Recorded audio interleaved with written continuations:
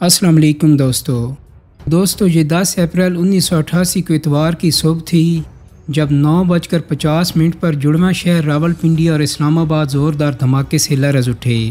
अभी लोग धमाके की वजह जानने की कोशिश कर ही रहे थे कि हर तरफ से उन पर रॉकेटों और मिसाइलों की बारिश होने लगी। ये एक हौलनाक मंजर था। क़यामत की वो घड़ी जिसमें रावलपिंडी और इस्लामाबाद के संगम पर फैज़ाबाद में ओजरी कैंप के अंदर असला डिपो में लगने वाली आग के बायस बम फट रहे थे। मिसाइल और रॉकेट उड़ उड़ कर दोनों शहरों के मुख्तलिफ हिस्सों में गिरकर तबाही फैला रहे थे। सड़कों पर मौजूद लोग पनाह की तलाश में भाग रहे थे। किसी ने इसको इंडियन हमला करार दिया तो किसी ने कहा कि इसराइल ने अटैक किया है। सड़क पर चलती गाड़ियां निशाना बन रही थीं। रॉकेट और मिसाइल लोगों के सरों पर से होते हुए खौफ व हरास फैलाते ज़मीन पर गिर रहे थे। जुड़वा शहरों में टेलीफोन, बिजली और गैस की फराहमी के निज़ाम दरहम बरहम हो चुके थे।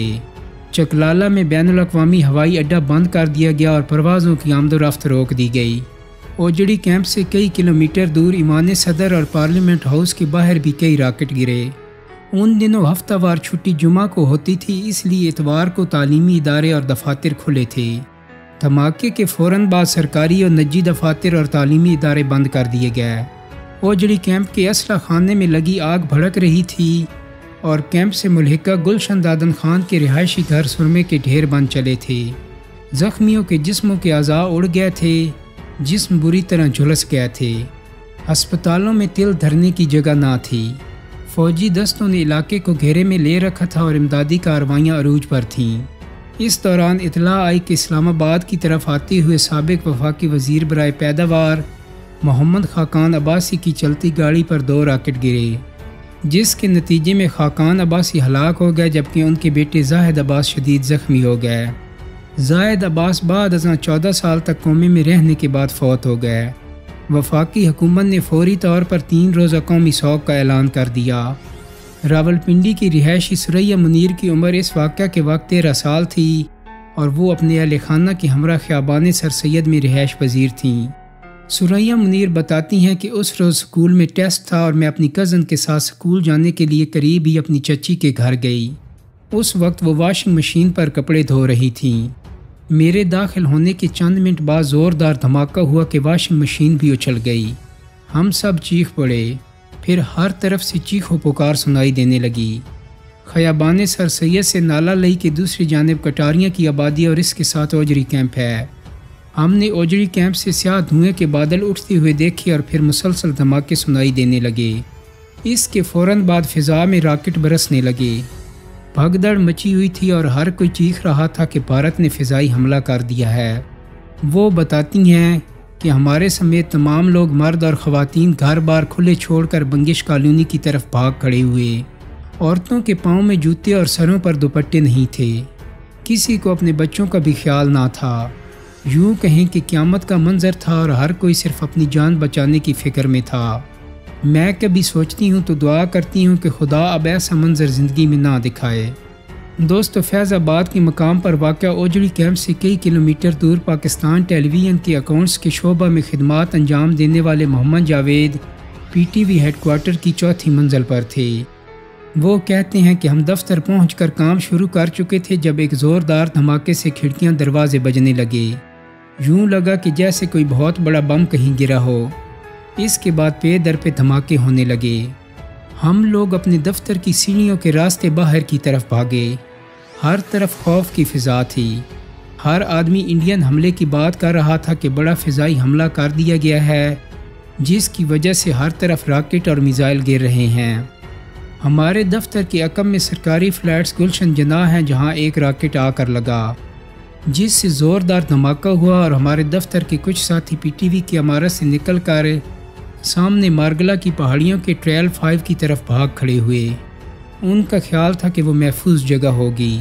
कुछ लोगों ने क़ायद-ए-आज़म यूनिवर्सिटी की समत बरी इमाम के मज़ार की जानिब भागना शुरू कर दिया।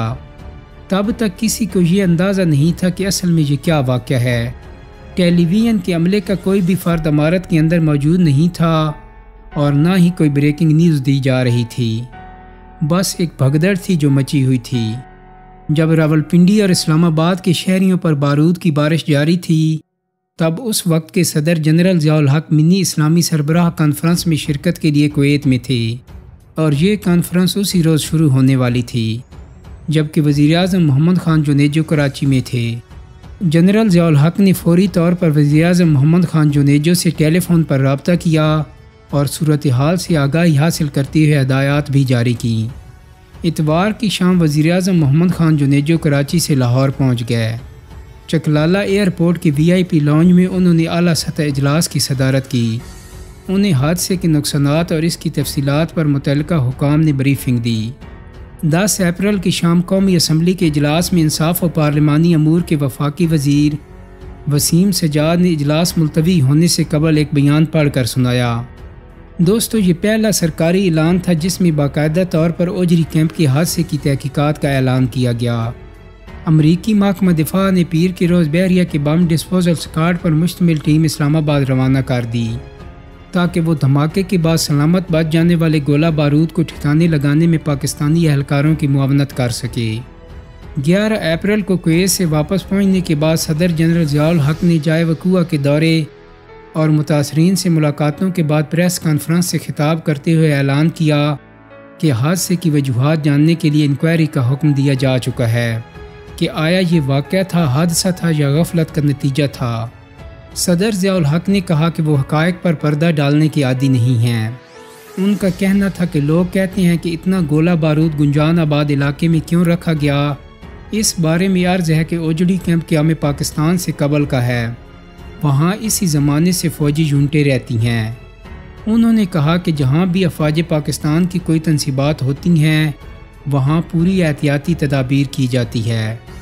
اب یہ انکوائری کمیشن طے کرے گا کہ سانحہ تخریب کاری سے ہوا یا غفلت اور لاپرواہی سے۔ جنرل ضیاء نے ایک سوال کے جواب میں کہا کہ یہ افواہ کہ کیمپ میں ذخیرہ شدہ ہتھیار افغان مجاہدین کو دیے جانے تھے محض افواہ اور قیاس ہے۔ سابق vice chief of staff general Khalid Mahmood Arif اپنی کتاب ورکنگ ود ضیاء میں لکھتے ہیں کہ اس بدقسمت صبح جب کچھ غیر تربیت یافتہ اہلکار ایمونیشن ایک جگہ سے دوسری جگہ منتقل کر رہے تھے تو حادثہ رونما ہو گیا۔ ہوا یوں کہ 122 ملی میٹر کے راکٹ سے بھرا ایک باکس جس کو انبار سے سلائیڈ کر کے اتارا جا رہا تھا نیچے گر گیا۔ ایک دھماکے کے ساتھ زمین سے ٹکرانے کے باعث یہ باکس پھٹ گیا۔ اس کے نتیجے میں دھماکہ ہوا اور آگ بھڑک اٹھی۔ جنرل خالد محمود عارف لکھتے ہیں کہ عام طور پر ایسے راکٹس میں سیفٹی فیوز لگے ہوتے ہیں، لیکن ان راکٹس میں سیفٹی فیوز نہیں تھا اور زمین کے ساتھ زوردار ٹکر سے یہ راکٹ دھماکے سے پھٹ گیا اور یہیں سے پھر دھماکوں اور آتش واہن کا سلسلہ چل نکلا۔ سانحہ اوجڑی کیمپ کے بارے میں جنرل حمید گل کا کہنا تھا کہ یہ حادثہ اس وقت ہوا جب افغانستان میں قیام امن کے معاملات حتمی شکل اختیار کر رہے تھے اور یہ بات واضح ہو چکی تھی کہ مزید جنگ و جدل نہیں ہوگا، تو اس مرحلے پر امریکیوں کو یہ فکر لاحق ہوئی کہ طویل عرصے تک جاری رکھنے والی جنگ کے لیے انہوں نے اسلحہ کے انبار پاکستان میں لگائے تھے جو یہاں سے افغانستان منتقل کیے جا رہے تھے، لیکن جنگ کے خاتمے کی صورت میں ظاہر ہے کہ اس اسلحے کی یہاں سے دوبارہ امریکی منتقلی ممکن نہیں تھی، کیونکہ یہ سارا اسلحہ براہ راست امریکہ سے یہاں نہیں پہنچا تھا بلکہ دنیا بھر میں پھیلے ہوئے امریکی اسلحے کے تاجروں نے امریکی ادائیگی پر یہ اسلحہ یہاں تک پہنچایا تھا۔ جنرل حمید گل کہتے ہیں کہ ان میں مصر بھی شامل تھا جہاں کی اسلحہ ساز فیکٹری سے یہ اسلحہ پاکستان پہنچایا جاتا تھا۔ جن دنوں افغان جنگ سمٹ رہی تھی انہی دنوں میں اسلحے کی کچھ پیٹیاں مصر سے پاکستان پہنچی تھیں۔ جنرل حمید گل کا کہنا تھا کہ انہی پیٹیوں میں وہ آتشگیر مادہ تھا جس نے سپارک کیا اور اوجری کیمپ کے حادثے کا باعث بن گیا۔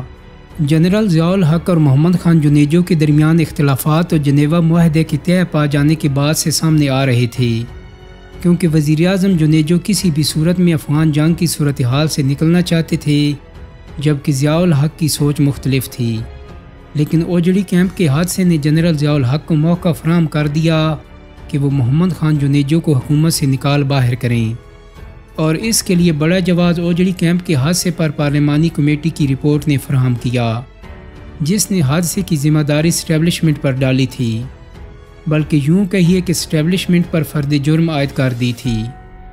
حالانکہ اس سے پہلے آنے والی رپورٹ جو خود عسکری ذمہ داران کی سرکردگی میں بنائی گئی تھی وہ اس حوالے سے بہت مبہم تھی۔ اہم بات یہ تھی کہ پارلیمانی رہنماؤں کی رپورٹ کو بنیاد بنا کر محمد خان جنیجو بطور وزیر اعظم کارروائی کر کے کچھ لوگوں کو نکالنے کا ذہن بنا رہے تھے، اور اس کے اشارے بھی انہوں نے دیے تھے، اور یہ وہ معاملہ تھا جو جنرل ضیاء الحق کے لیے قابل قبول نہ تھا۔ محمد خان جنیجو کا یہ بھی کہنا تھا کہ ان کی طرف سے قائم کردہ کمیٹی کی رپورٹ تیار تھی، اور وہ یہ اعلان کر چکے تھے کہ پارلیمانی کمیٹی کی رپورٹ پارلیمنٹ میں پیش کی جائے گی، لیکن اس سے قبل ہی ان کی حکومت برطرف کر دی گئی۔ وقت اپنے بہاؤ پر چلتا رہا، اور 17 اگست 1988 کو جنرل ضیاء الحق بھی جنرل اختر عبد الرحمن سمیت ایک فضائی حادثے میں جاں بحق ہو گئے، اور یوں یہ سارا معاملہ پس منظر میں چلا گیا۔ دوستو، امید کرتا ہوں کہ میری آج کی ویڈیو آپ کو پسند آئی ہوگی۔ اگر ویڈیو اچھی لگی ہے تو اس کو لائک اور شیئر کر دیں۔ میرے چینل کو سبسکرائب کرنے کے ساتھ ساتھ بیل آئیکن کو بھی کلک کر دیں تاکہ آپ کو میری آنے والی مزید ویڈیوز کے نوٹیفیکیشن ملتے رہیں۔ بہت جلد ہی ایک نئی ویڈیو کے ساتھ ملاقات ہوگی۔ اپنا بہت سارا خیال رکھیے گا۔ اللہ حافظ۔